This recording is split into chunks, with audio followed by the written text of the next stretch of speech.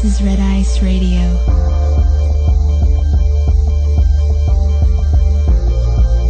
From the dream to reality.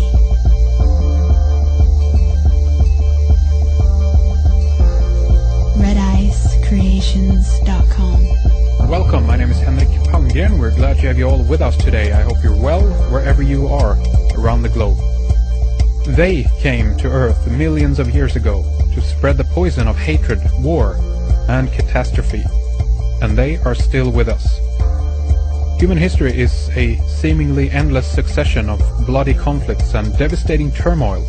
Yet inexplicably, in the light of astonishing intellectual and technological advancement, man's progress has been halted in one crucial area. He still indulges the primitive beast within and makes war upon his neighbors.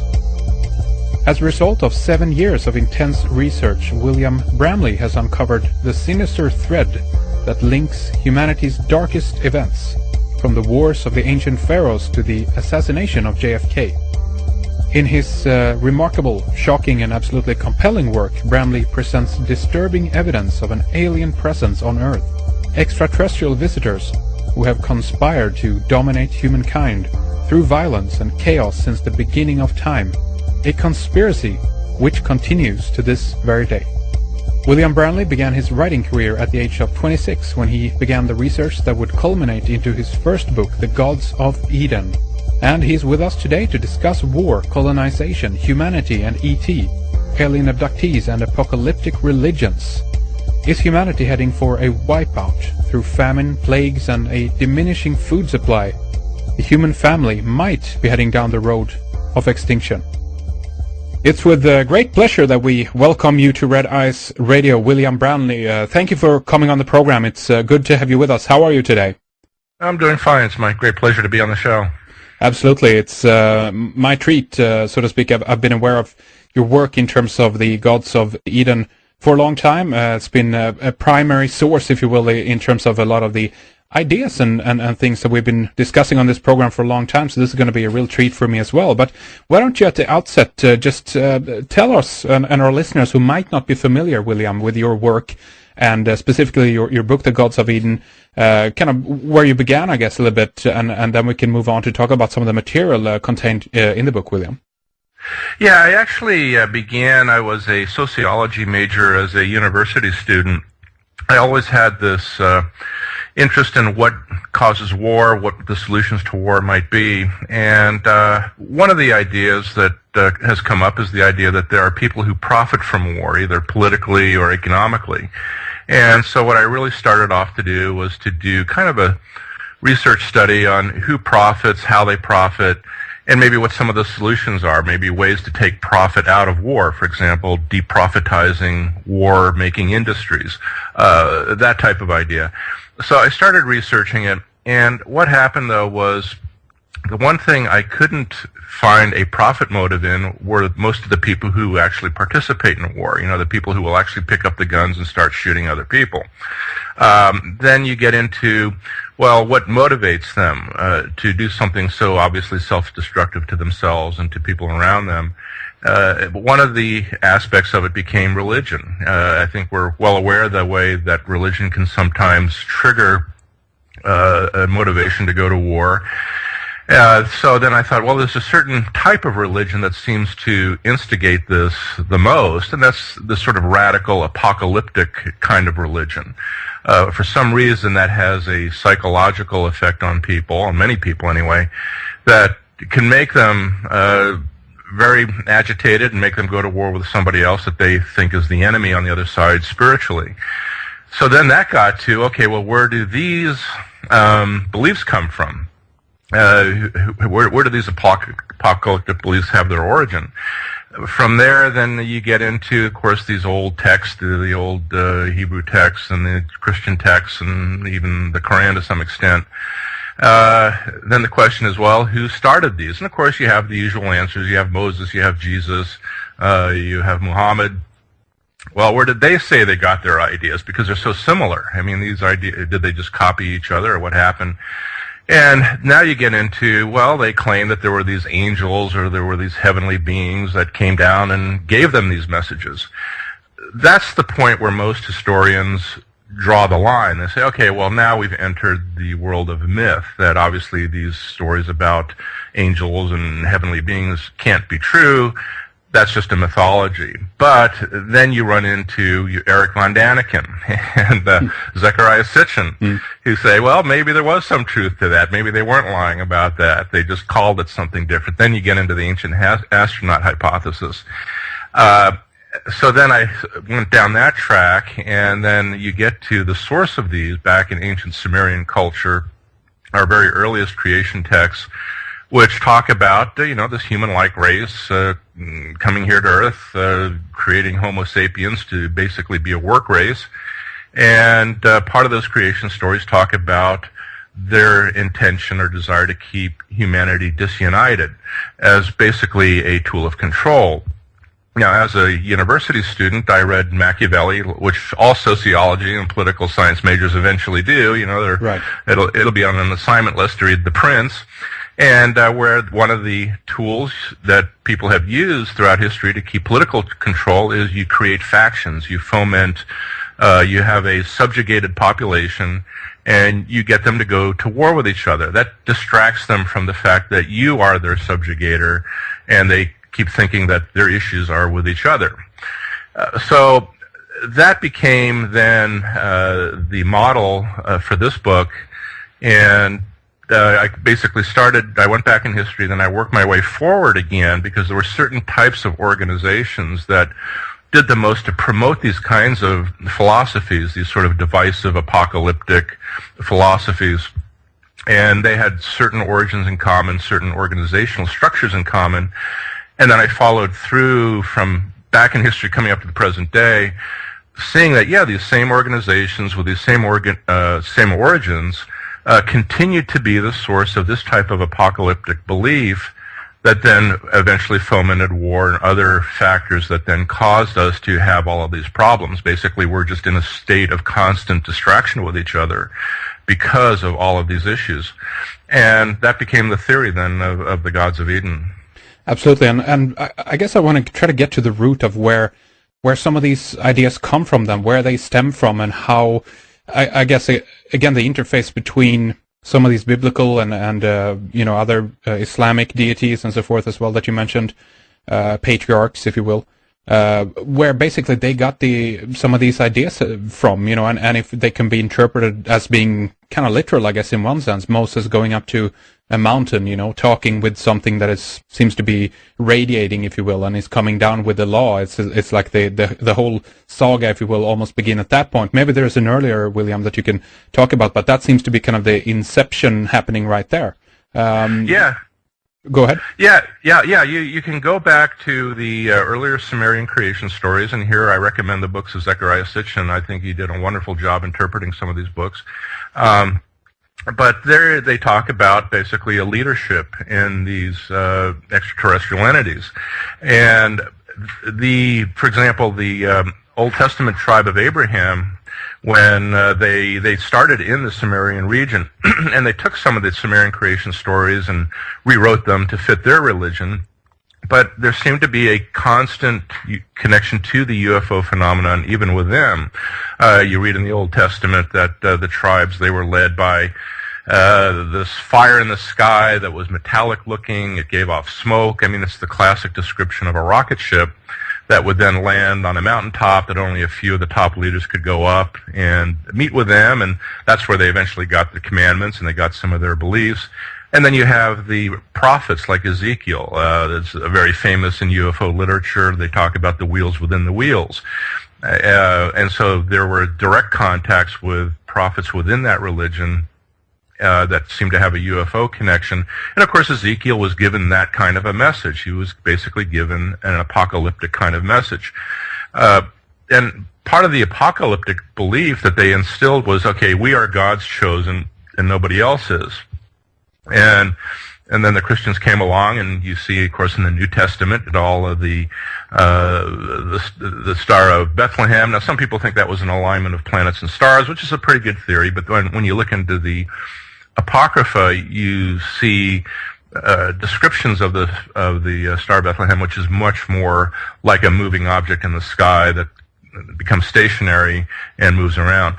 So you still have that continuing contact, and you keep finding it. When Muhammad had his vision in the cave, which led to Islam, to many people that looks like a typical abduction phenomenon, where you're paralyzed, you have these entities, they impart the message, and then they leave, and then whoever was given that message then goes out and starts this new religion. And one thing I like to tell people is that really most of our major religions started off as UFO cults. That's really what they were. Some made it big, like Christianity, Judaism, Islam. Even Hinduism, I think we can perhaps characterize a little bit as a UFO cult that made it big. Sure. Yeah, and then some don't. They just stay very small or marginalized and vanish. So that seems to be, to a large extent, the history of human religion.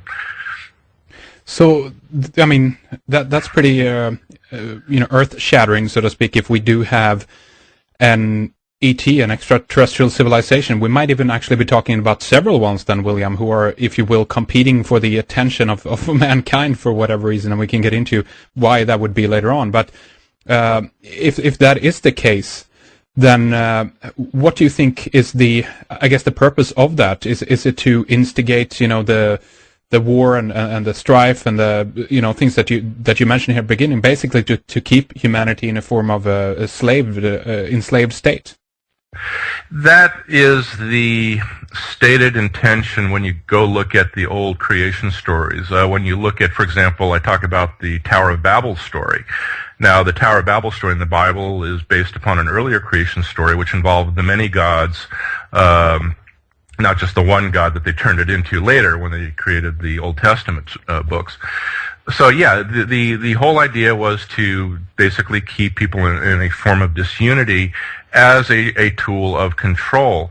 And people ask me, well, why would they still be doing that today? Why would it have gone on so long? For example, Sitchin talks about that there was a purpose to humanity, that was to do labor, to do mining, to do building, to do construction. So there was a definite purpose behind it. That stopped, and what happened was the UFO then sort of went into the background, rather than being open and visible in human society, which our ancient ancestors claimed that they were. So what would the purpose be in that? Here, I don't have any really good, strong idea on that. I mean, I just can throw out a few possibilities. For example, you just hang on to a possession. If you own a piece of property, you keep it. For example, the British Empire kept a lot of their islands long after they were no longer useful for shipping because we started having airplanes and so forth.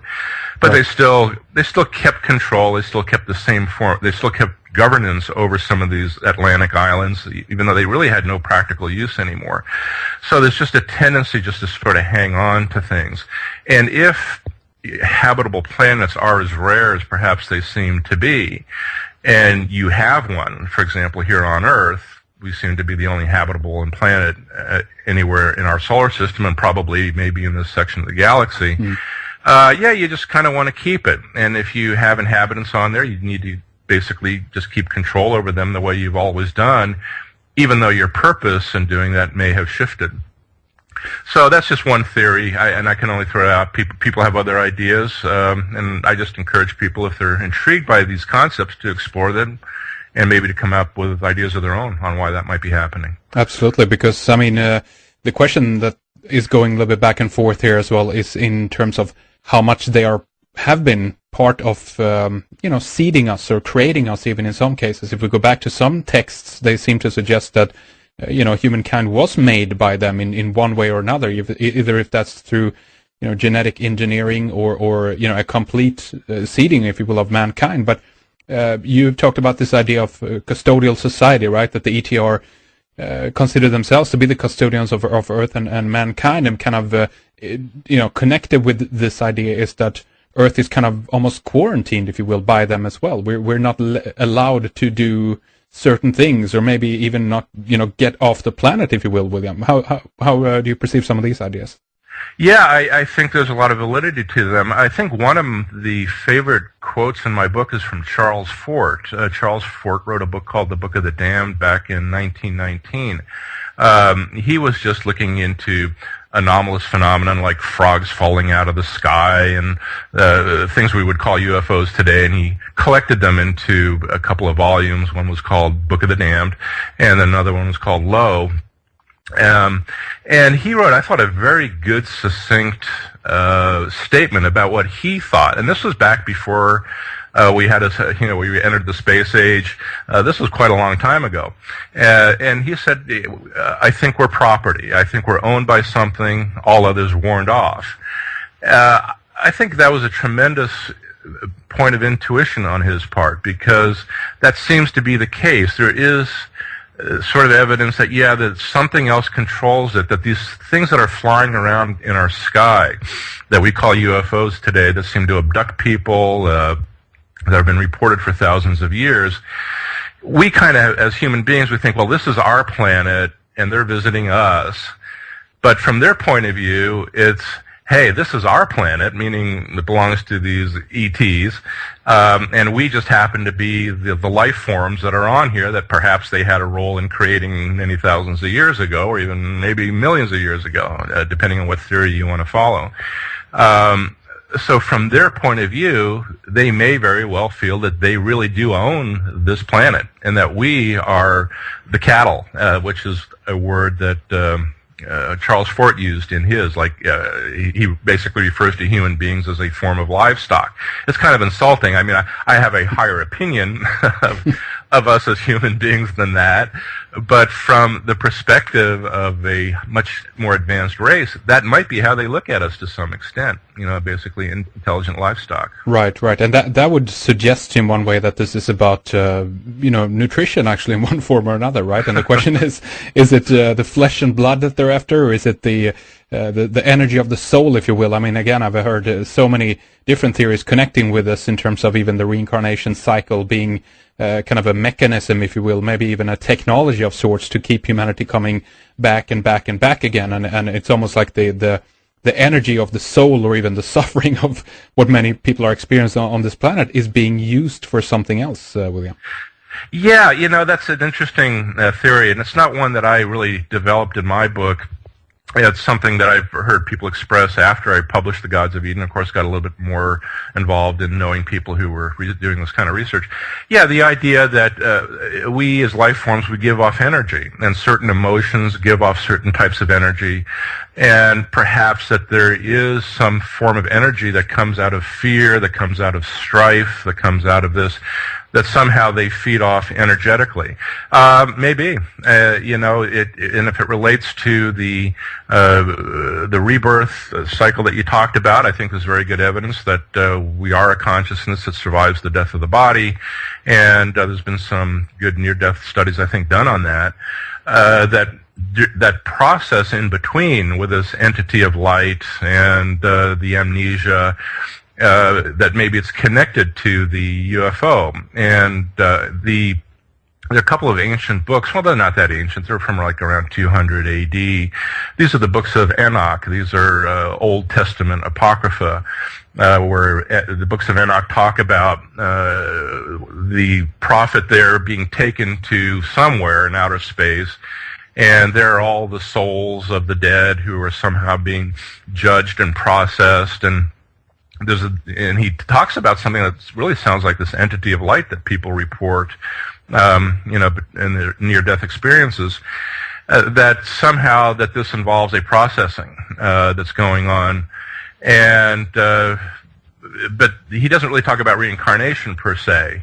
That seems to be evidence coming from somewhere else. There's a good professor over at the University of Virginia who is very famous. I think his name is Ian Stevenson. I forgot the name. But anyway, he's done, his university tolerated him running off to India to do all of these studies on people, children especially, who claimed memories of past lives.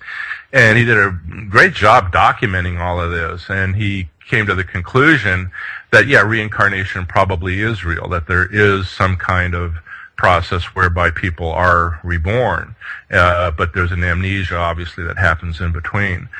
So, but is there something that they gain from that? The theory here is that when you look at, for example, the old creation stories of the Popol Vuh, which is the ancient American creation story. Now, it's very mythologized, by the way. You can't take it all literally. But it has a core belief that's reflected into the old Sumerian stories that in order to have a functioning body, you had to sort of attach a consciousness to it, that the body won't function without it. And so part of engineering the human body, they had to create a body to which a consciousness could be attached and stay attached. Otherwise, it wouldn't work. And so I think that it may be that practical. I think you had Dr. David Jacobs on your show maybe a couple years ago. That's right. Yes. Yeah. I really respect his work, and maybe we can talk a little bit later about what he's gotten into. Yeah. But he talked about one episode where he had an abductee who was let go after the abduction experience, and he got hit by a car right afterwards. Okay. What happened was apparently the UFO returned and picked him up, and then the way it was described was they actually got him as a soul and kind of took him out of his body, and then I guess did some kind of healing work, and then put the soul back and then let him go. Now, Dr. Jacobs didn't really believe that story because he really hadn't heard it before. I believe that story simply because it's probably pretty rare that people have an accident right after they've been abducted. So it's not going to happen very often. But the reason I take that story very seriously is that in my newer book, the Jesus Goes to Hollywood, I have a chapter kind of on the UFO and Jesus. And there I found some apocryphal books which talk about that exact same thing being done to Mary, Mother Mary, where she's taken as a soul out of her body by these entities and then put into a container as a soul and moved away. So there seems to be this ability or this understanding in these ETs of how the soul works to some extent, that it is separate. It's something you can remove. It's something you can move. It's something you can put back. That doesn't mean that their moral values are necessarily high. People think, well, geez, if you have that level of understanding about the soul or the consciousness, that automatically equates to, well, then probably your morality must be very high to have that understanding. I think the evidence is not that way. Right. Morality is a whole separate issue from understanding the mechanics of these types of things. So they understand the mechanics, but I'm not sure that they have the morality to really deal with it the way we would like them to do. I mean, it almost suggests as well, William, that what we're talking about is a kind of a spiritual abduction. I'm not saying I'm trying to discount the phenomena of not being physical. They could still be coming here with a craft and so forth. But if I mean, again, we can't even begin to speculate in terms of what kind of technology they have, depending on how far ahead they are of us, right? But at the same time, it seems to suggest that it's kind of it's more of a spiritual thing. They want to take the soul out of your body in that sense, right? When it suits their purpose, or put the soul into the body when it suits their purpose. So yeah, it's that ability to take the soul in and take it out. That seems to be what they have an understanding of, at least if we're to believe some of the UFO abduction scenarios, and even going back earlier to some of the old religious texts. That seems to be a concept that they seem to be able to deal with. And again, it could just be a very practical thing. If you're going to have bodies running around, you need to have souls attached to them, and it could be something just that pedantic. Because one thing I think Dr. Jacobs talked about is he didn't really see in his studies any particularly high spiritual level necessarily. I mean, well, you've talked to him, probably he expressed it much better. But you kind of see that in the UFO abduction scenario. Yeah, they'll come across sometimes and impart these spiritual messages. They say, be good to each other and all of that. And a lot of people connect this concept of spiritual understanding to UFOs. But I'm not sure if it's really the type that we would necessarily impart, like the spirituality of a Buddhist, for example. I think is very different than maybe the spirituality of one of these ET abductors. So, as you can tell, I haven't really explored it probably as deeply as it can be explored, and here I think it comes into looking very closely at the abduction literature, really digging through all the stories and what have people talked about and kind of coming up with a conclusion. A lot of the abduction research that's been done, and it's been very good research, is pretty much into the mechanics of it. Like what happens, when does it happen, where are they taken, they're poked and they're probed, they're experimented with, and they're put back. And maybe they're given a message, and that message is part of it. But there's not a lot of looking into necessarily, well, what are the total spiritual implications of this, which I think would make a fascinating area of study, and I think there's a lot more that could be done with that data.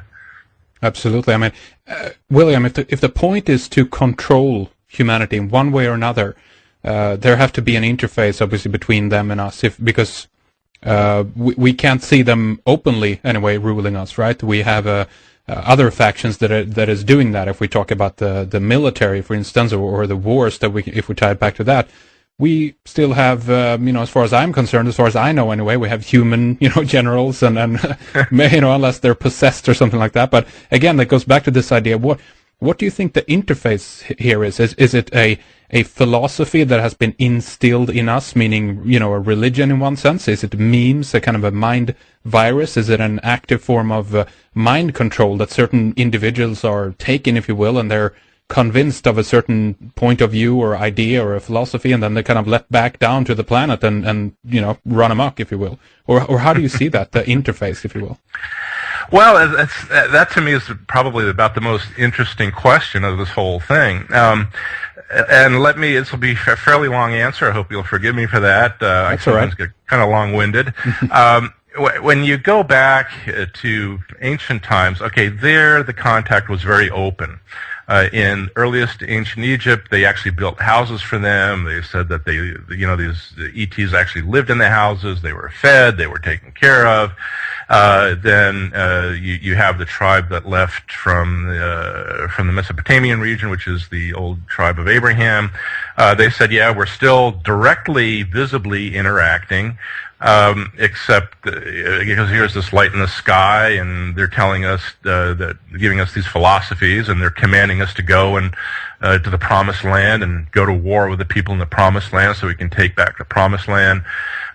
So you have those reports of this direct, open contact. Now, but I think the Old Testament's significant in one way, in that the contact became a little bit more exclusive and a little bit more hidden. You see a shift.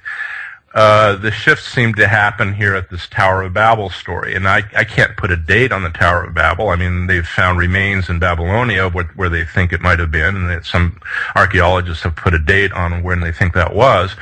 But after that, you have them going a little bit more into the background, where there's still a connection. There's still a connection with a certain elite. They're a religious elite, which is also a political elite at the same time. Going to the mountaintop, for example, most of the population weren't allowed to go. Only a few of the elite would go, and these elite would then get the message. They'd come back down and say, okay, well, we've got our message now from Jehovah. So we're to do this, or we're to do that. Unfortunately, sometimes it involved going to war with somebody. Yeah. Then you have it becoming more, but then you have these societies, these secret societies, which grew out of all of this. They started off with the symbol of the apron, which was the symbol of the modern Masons, and you see the gods, the human-like gods, depicted in ancient Egyptian drawings, wearing these aprons. They were said to be the Grand Masters, the leaders of these secret societies. These secret societies then became the channel through which these different conflicting religions emerged. Jesus may very well have been a member of one of these organizations. He was accused actually of having studied in Egypt and having had an Egyptian education in some of these mystery schools that grew out of these networks. So what happened was that there was a network of these secret societies that formed, And they became then the source of these conflicting ideologies all throughout history, even up until today. You're still going to find evidence even today. And so the theory is that to me is the point of contact in my theory, is that it's through these secret societies that have had political influence, that at some deep level, at some hidden level, where they talk about hidden masters, or they keep their leadership secret, who knows where their leaders might be, and eventually they talk about, well, ultimately our leaders are these cosmic beings or these entities that are not quite human. That's where I think the main point of contact has been. And you find, for example, intelligence agencies are probably the major fomenter of wars today, in my opinion. You're almost going to find an intelligence agency behind any war, kind of behind the scenes helping to get it going, to keep them going. And the lines between the enemies are not always that finely drawn when you get into this murky world of secret intelligence. But what you find there, though, is that they operate as secret societies. Do they have a direct UFO connection? There I have no proof because I haven't really studied it. But I can only point to areas like Area 51, like there's a similar area in Puerto Rico where the U.S. has a base, and perhaps other parts of the world. I haven't studied Area 51 really strongly, but you get reports of UFOs or UFO-like craft. Now, some of them are probably experimental military craft, but some appear to be just traditional UFOs. So there may be that type of point of contact still happening in a remote area, in a secret area, with only a very few who then have the connections or the influence to affect foreign policies of the different countries that then engage in war. Now, that's very speculative what I'm talking about. I admit it. I'm really speculating now, but I base it going back to the Bible stories, of Jehovah appearing in the distance, where people can see them, but they can't make direct contact, and only a very small number can. So we seem to have a little bit of a similar phenomenon with these secret bases where UFOs are reported. But I can't say I've studied it in depth, and I can say absolutely that's what it is. I put it out there as a possibility for somebody maybe to explore a little bit more. So you find that type of connection still happening today. For example, you find, like in the racial separatist movements, you find claims of direct contact to UFOs, or something analogous to it, like white separatists in the United States. Some of them have belonged to, you probably are more familiar with this being in Scandinavia, the Odinism, the god Odin. And then you have like some of the black separatists, like the Nation of Islam, who claim a direct contact, or claim, they're basically a UFO religion is what they are, and believe that they are guided in some way by UFOs. And they also preach a black separatist nation. And so you have like a racial division by groups who want to kind of separate the races, which I think is very destructive. Fomented, or at least they claim inspiration from UFOs or UFO-like phenomena. Getting to religion, you'd have to really do the study today. For example, you look at what's happening in the Middle East. Okay, the source of Islamic radicalism seems to be the Wahhabis in Saudi Arabia, a very conservative Islamic country. And here you'd want to look into, okay, well, who are the leaders of the Wahhabi movement? What do they claim? Do any of them claim that they have contact with angels? Do any of them claim any kind of supernatural or strange kind of contact is going on? I can't read the languages, so I'm not sure how much information we can get out of those countries about that. They are fairly secretive. But there's somebody who perhaps can read those languages, who can explore their literature, or explore what they're talking about over there, might find that kind of contact and might see that that is maybe where some of the philosophical inspiration still comes today. And any radical element of any religion, you have to wonder, well, they're more radical leaders who are a little bit more in the background. Are they claiming sometimes you say, well, they're just making it up, or they're delusional, they're hallucinating, they're crazy, which might be the explanation. Right. But on the other hand, having studied the UFO phenomenon this way, I have to think, well, maybe there's something to that. Maybe there is actually something going on there similar to what we've seen throughout history. But like I wrote in The Gods of Eden, after I finished writing the book, which has been 20 years now, I haven't really actively researched any of this. If I see a book that sort of relates to it, I'll pick it up and read it. If I see an article, I'll save it. So my look into it now is a little bit more passive. But these thoughts have occurred to me more recently when I look at what's going on today.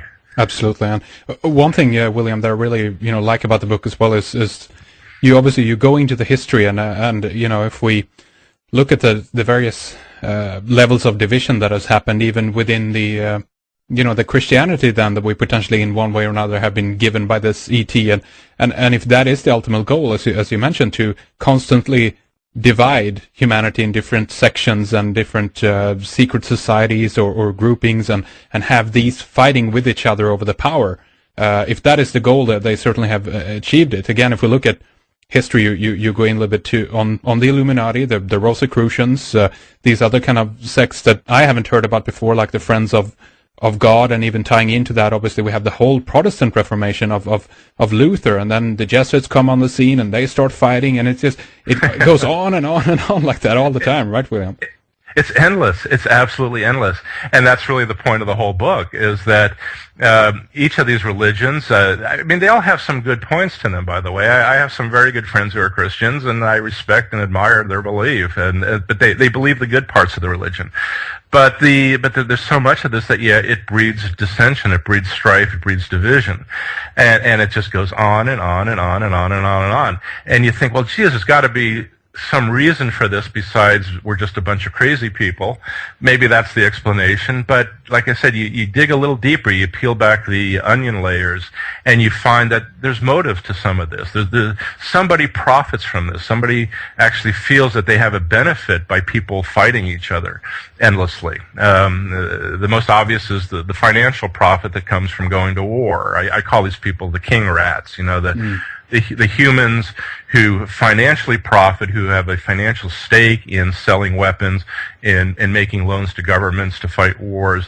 Yeah, they have a stake, but what I feel that the Gods of Eden talks about is that there's one layer even behind that, and that the king rats, based upon that movie called The King Rat, that's where I got the idea for that term. That behind them, there's this other layer where there's somebody else or something else profiting from this, even bigger and beyond what the human elites would profit from by selling weapons or making loans. And so I think that may be part of the key to this whole thing, and maybe why we're not able to solve it, because we're not really seeing that part of it, not really understanding it. And I can't claim that even if my theory has some truth to it, that even I totally understand the dynamics of it either at this point. There just seems to be maybe evidence of a crime, maybe evidence of a suspect, but I'm not sure that I have discovered or anybody's totally discovered exactly the whole dynamic going on with that. Absolutely. And how much can we attribute the royal elite families from this as well? If we go back to the the pharaonic lines, if you will, of Egypt and even further back than that, we've always had this kind of idea, or they have had this idea rather, that they are, they're ruling by divine right and so forth. We have a potential ET and human interface, if you will, in the royalty of the world. Can you talk a little bit about that, William? Yeah, you go back to the old royalty from ancient times, and there was a direct connection that they claimed to have, that the royalty were directly answerable to these human-like gods. They took instruction from these human-like gods. These human-like gods were always said to love to engage in breeding and genetic engineering, if we want to interpret the stories that way. And some of the royals were said to be a mix. They were half alien, half human, and that therefore gave them a stronger claim to being royals. And so the royal families would then go down that line. They talked about the blue-skinned people in the ancient Hindu religions. They were also said to be descended from or of that race, the extraterrestrial race. So you have this constant idea of that there was somehow a special lineage to these extraterrestrials that was more than just loyalty or obedience. It was actually by genetics. Again, most people write that off as just being a mythology. It's just a way to justify being in power. You have to kind of make yourself more special to justify being royalty. You know, hey, I'm not just a human being like you, just a regular old human being. I've got something special in my blood, which empowers me to rule over you. It makes me more special than you, which is, in a way, well, it's a silly idea, even if there's some truth to an ET connection. Yeah. But anyway, that's part of what it might be.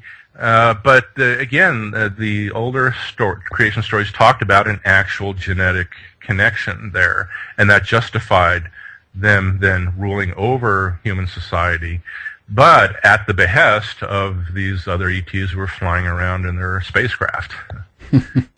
It's obviously, William, we might be talking about different races of ET as well. You know, we have a reptilian faction. It seems like we have these gray aliens, which have been suspected by some people even to have a kind of a robot nature almost to them, if you will. They might be the handlers or those who handled the affairs of another race. But what we see it from our point of view is that these are if you know what I mean. And you mentioned the blue skinned as well.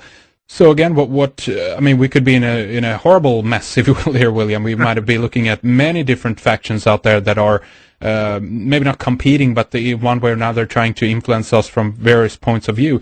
I don't know, have you researched any of this further, and if so, what's your take on it today?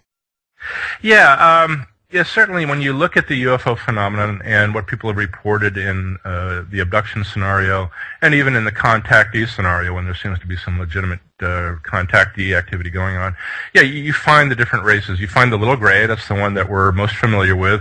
You find some people report a reptilian, taller type of entity that seem to be a little bit more in command, even over the little gray ETs.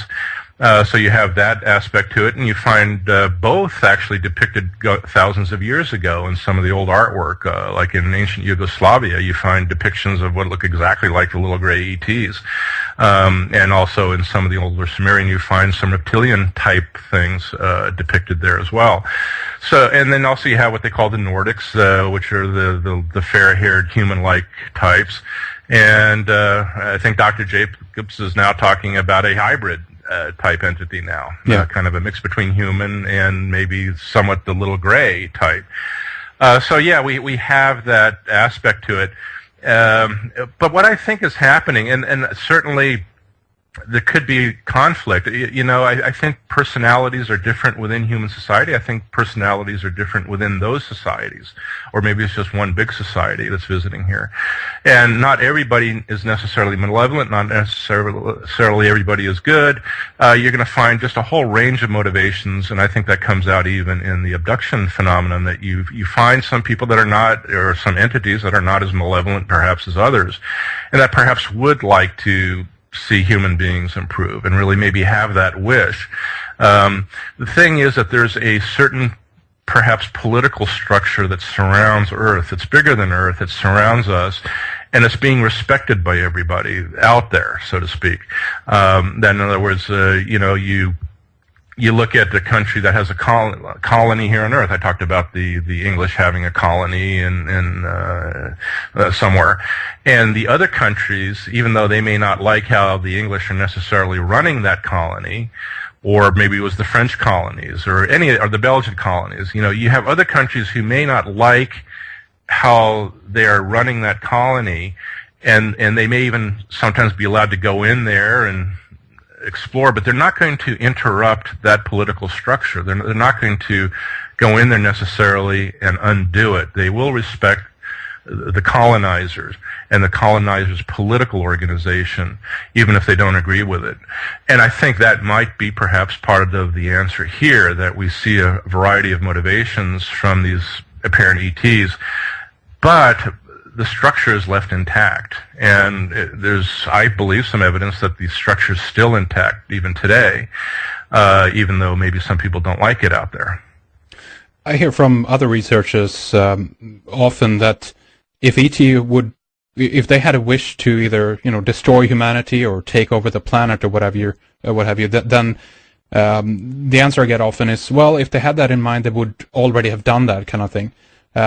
But that might not be the case at all. Obviously, I mean, we could be talking about a very, very slow form of colonization, if you will, in one sense, or a very slow form of eradicating the human being overall. It could be that, as you suggested before, William, that this piece of property, if you will, the Earth, the planet, is very rare. So therefore, that might be the price, if you will, and that might be the reason for why they want to have us out of here. So what we potentially could be witnessing here is a very slow, part or plan in terms of the colonization, William. Well, I think you've hit on a very good point, is that, there are two good points here. A is that if you're just wanting to hold on to the planet just as a possession, you're not necessarily going to wipe out everybody. You're content just to have them living there and interacting and doing whatever else they do, as long as you have control, as long as they can't rise up against you, as long as they can't go into outer space and pose a challenge to you further out. You could be very content just to sort of hang on to things. You just sort of manage things, just kind of keep them going, keep them riled up. And it could go on for thousands and thousands of years because, they may have a very different concept of time, a very different lifespan, a very different way of experiencing time. It's like how we experience time is very different than how a housefly experiences time, or a dog experiences time. We experience it very differently based upon our lifespans, and therefore how we plan out the future, how we conduct ourselves will be very different depending on that perception of time and experience of time.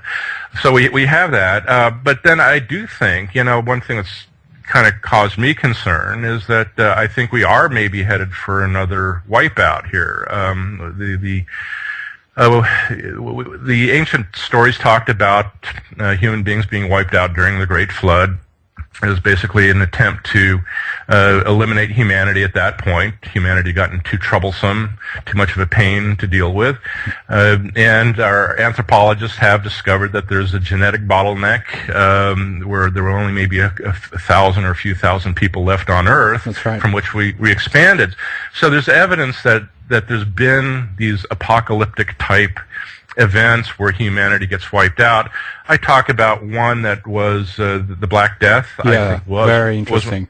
Was one of those events. Now that only 25 to 50% of the population was wiped out, but there was a very strong UFO connection in terms of the UFO reports at that time.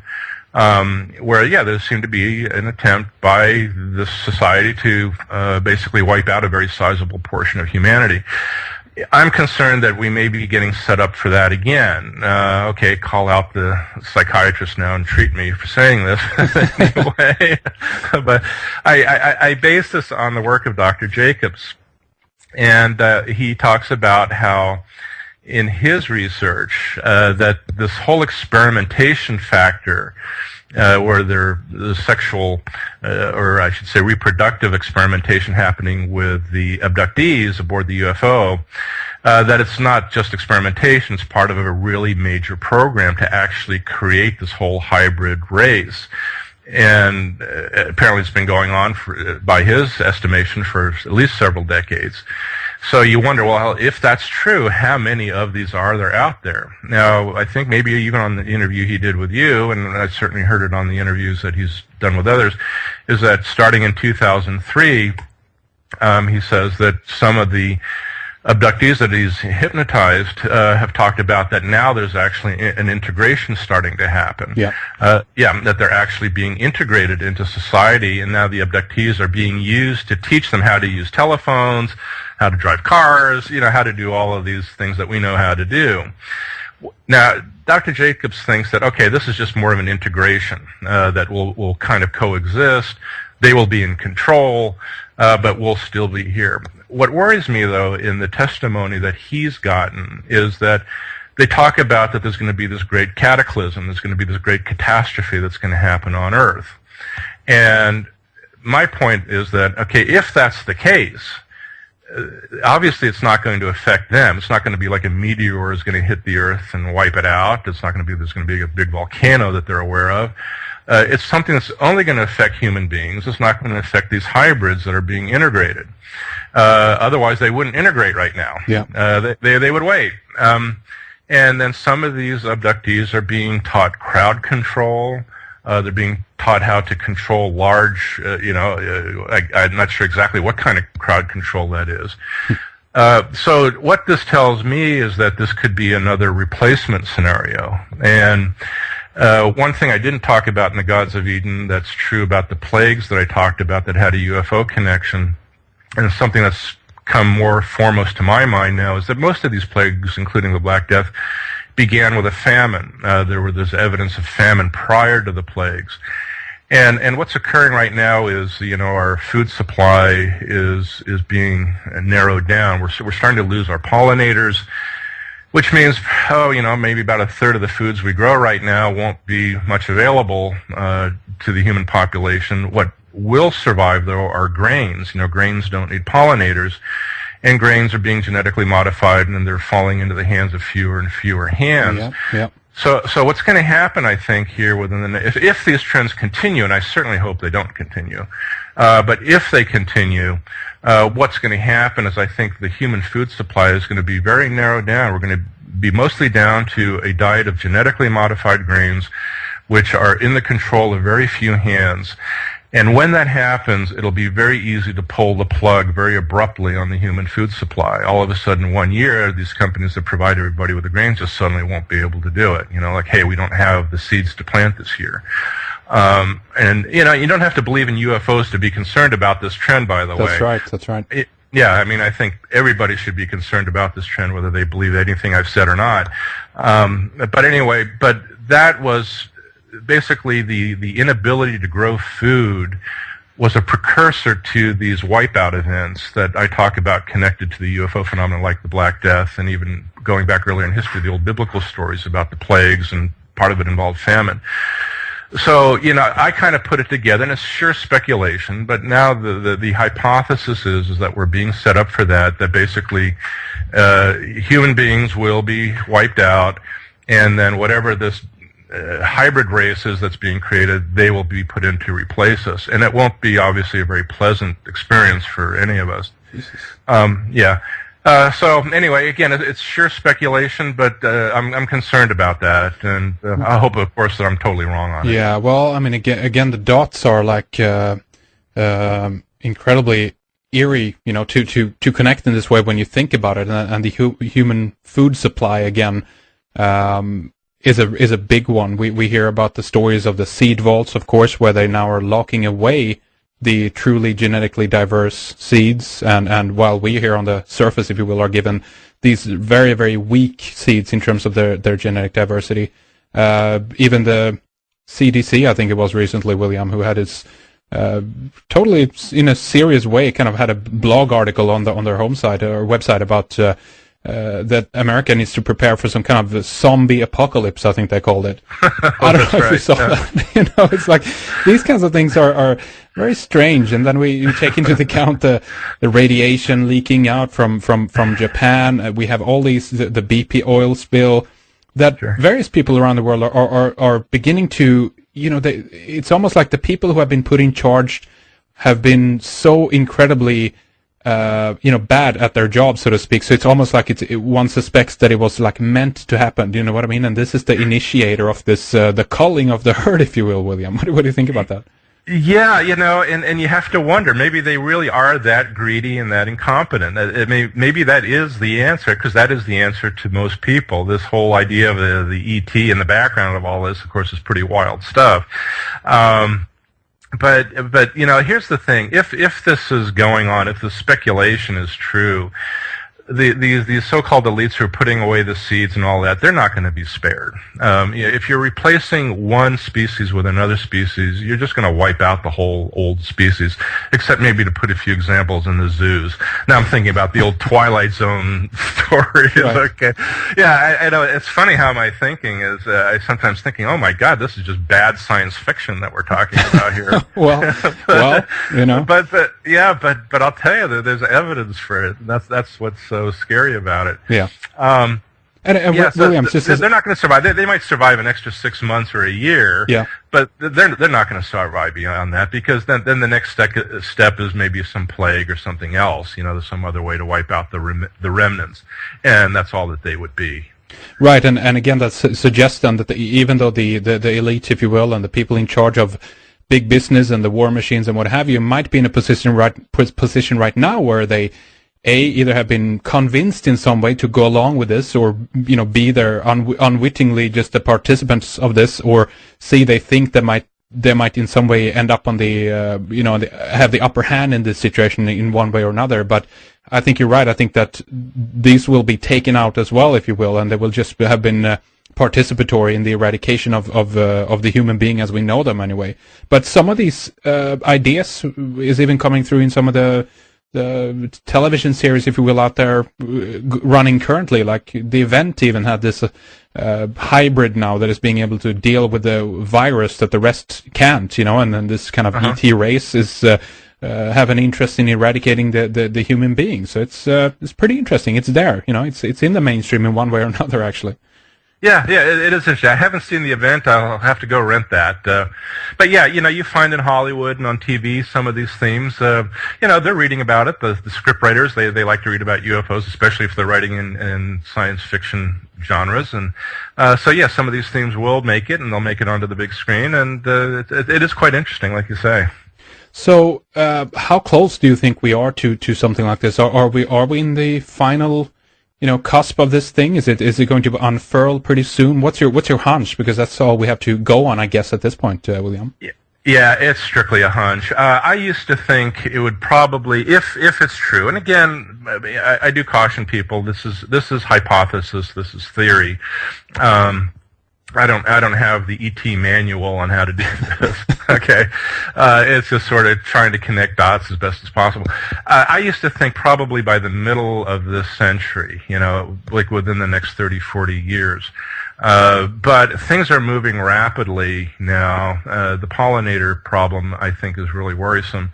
Maybe as soon as 10 years. I hope it wouldn't be that soon, because then there'd be more time to try to do something about it. But this is what I say to look for, if this theory is true, is look to the Central Valley of California. Now, the Central Valley of California is where the United States grows probably the majority of its nuts, its fruits, well, not necessarily its fruits, but they grow a lot of fruits and a lot of vegetables here. Almost everything in California's Central Valley requires pollinators. They require that they truck in the bees to pollinate them. As soon as you start reading that the growers of almonds and walnuts in the Central Valley or any other produce have had to tear up their orchards and replace it with corn because they don't have the pollinators anymore to pollinate their crops, that's when the end is near, so to speak. Yeah. And I think that's one of the signs to look for when you start reading about that. Hopefully that day will never come, and we'll solve this whole colony collapse disorder problem. But so far it hasn't been solved, and it still seems to keep going. Yeah, I know. So are you, what side of the fence are you on, William, as we begin to round things up here for the first hour? Or do you feel positive about the future, or do you have a negative outlook right now? Well, here's the thing. Anything can be changed. The technical solutions to every problem that we're facing right now are actually very easy. We can solve our economic problems very easily from a technical point of view. The problem of the food supply was simple to solve. I mean, we grow a lot more food today than we did a century ago, and there's no reason why we can't keep doing it. So from that point of view, I'm optimistic. I don't see anything inevitable in any of this, simply because it's all solvable. The only pessimism I have is the fact that the intention to keep doing these things still seems to be the effective intention. It still seems to be the thing that's driving events. And so if whoever is driving these events can be reached and say, hey, look, guys, you need to change your minds about some of this stuff, it can be solved overnight practically. And life on Earth can be actually a lot of fun and very enjoyable. I mean, human existence can actually be very, very good. So from that point of view, I'm optimistic. But I don't see that is happening quite yet. I do see a lot more discussion about some of these things. I see a lot of people are concerned about the food issue and GMOs and all of that. I think that's all very good. That gives me some hope. So I don't have a crystal ball. I don't know which way it will wind up going. Things can change abruptly and unexpectedly, including for the better. So let's just hope that happens. Let's just keep talking about these things and keep doing what we can do from our different points of view. I mean, I think over there in Europe where you are, I think there's a little bit more resistance by the governments against GMOs, which I think is great. And I hope that continues over there. Here in the United States, boy, we're not doing so good with that. They seem to be letting them in as much as these companies would like them to come in. So there's hope there. But there's only hope if we keep working at it, keep talking about it, and keep trying to do something about it. Absolutely. And unfortunately, Europe did resist for quite a long time, but the GMO lobbies have certainly been over here right now, and in a lot of countries, and in the EU, obviously, overall, they are going to be let in one way or another, unfortunately, but we can do what we do and, keep informing people that this is very, very detrimental. But we're going to, continue to talk more with you, William, here. A second hour is coming up, and we're going to shift focus over to your latest book now, Jesus Goes to Hollywood. But I want to give out, obviously, your website first, and obviously, again, here, the book title, the main book that we've been talking about here is called The Gods of Eden, and it's available through Amazon, but I think you have it on your website as well, don't you? Yeah, I have a very small, rather, website. It's you can go there. It's just williambramley.com. It just answers a few questions about me and about the book, but really what I have to say is in the book, so I encourage people to read that. Absolutely, do that. The Gods of Eden. It's an excellent read. A lot of good history in it as well, and just connecting many of these dots that we've been talking about. So do take a look. WilliamBramley.com. Stay with us, William. We'll take a short break, and then we'll be back here for more in a little bit. In the second hour, we will discuss William's latest book, Jesus Goes to Hollywood, The Alternative Theories About Christ. William shares his favorite theories about Jesus, which includes the survival theory, claiming that Jesus survived the crucifixion, that he continued his life into old age and even had children. We talk about Mary Magdalene, Peter, and Paul. William also brings attention to Barabbas as actually being the son of Jesus. And he shares with us why he doesn't agree with the theory that Jesus never existed. We'll also talk about why Jesus became so popular in religion, as well as what his true message was. William tells us why he thinks the Book of Revelation is a terrible book, why it has such detrimental effects and influence on religious people. Later we talk about the Holy Spirit, or Spirit of Truth, and how that could be a so-called game changer in the future years to come. Stay with us for the next hour. redicecreations.com. Log in or subscribe for a membership to stream or download this next hour or any of our previous programs. We have a lot of guests coming up on Red Ice Radio, including David Warner Matheson, John Anthony Hill, Meron Keshe, Adrian Solbucci, Henry Macau, Gilad Atzmon, Israel Samir, also Scott Onstott, Christopher Dunn, Jurelina, Max Egan, and Josh Reeves will be with us, among many others. But right now, we'll proceed with Hour 2 with William Bramley for our members.